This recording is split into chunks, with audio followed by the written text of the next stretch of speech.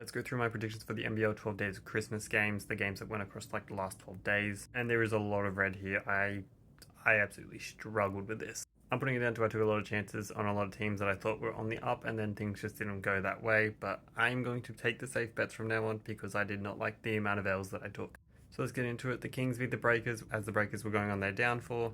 Then I thought the 36ers were on the up, but then the Phoenix proved that they were the ones actually on the up, and they look like probably the second best team in the NBL right now. We'll get into that later. Then I have not taken the Jack Jumper series because of the past wins that they've gotten so far, but I actually need to take them serious now. They can actually win a lot of games. They've won the last 8 in a row or something. And this is during Melbourne's downfall. We didn't know at the time. It was a thing. Then the Hawks got the win because the Hawks have been looking fantastic lately. They won 3 out of 4 games in the last 9 days, which is an insane feat. Then I thought the Christmas miracle with the Breakers getting the win was going to happen, which was not the case. The Jack Jumpers proved me wrong. Then this was the 36ers downfall, again continuing that absolute spiral against the Bullets. The Bullets look somewhat shaky right now. They are getting a new import in Josh Adams soon. Then we had the Hawks getting the win over the Kings. I thought the Kings at this, they were up by 10 for 2 quarters, and then they absolutely dropped the ball, but they came back from a 50-point loss to make it a really close game. It was a lot of fun at the game.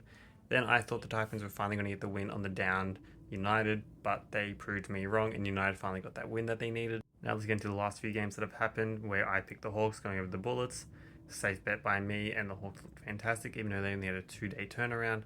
Then the Wildcats got the win over the 36ers. This was the final nail for the 36ers to have that team meeting and the crisis averted kind of situation they're in right now. Then the Jack Jumpers probably got their most actual win against the Bullets. The Bullets are kind of looking not good right now, but I think once they get the replacement for James Bateman, they will turn things around a little bit. I thought the Kings were going to get the win considering 36's downfall, but the crisis meeting saved them, I think, and they shot absolutely insane.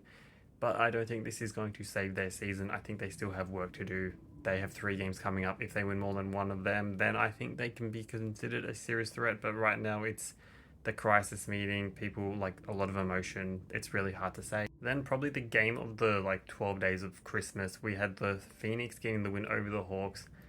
I do think the Hawks are still the favourites right now after that win. The Phoenix looked fantastic. They're playing so good in defense. Their offense is looking like it's clicking. Joe Wisekamp had his best game. But the Hawks also played 3 games in the last week. It's really hard to take that as a full-on, this is what could happen in an NBA playoff scenario if this is the case. The Phoenix had a lot more time to rest and get recouped and sort their game plan out.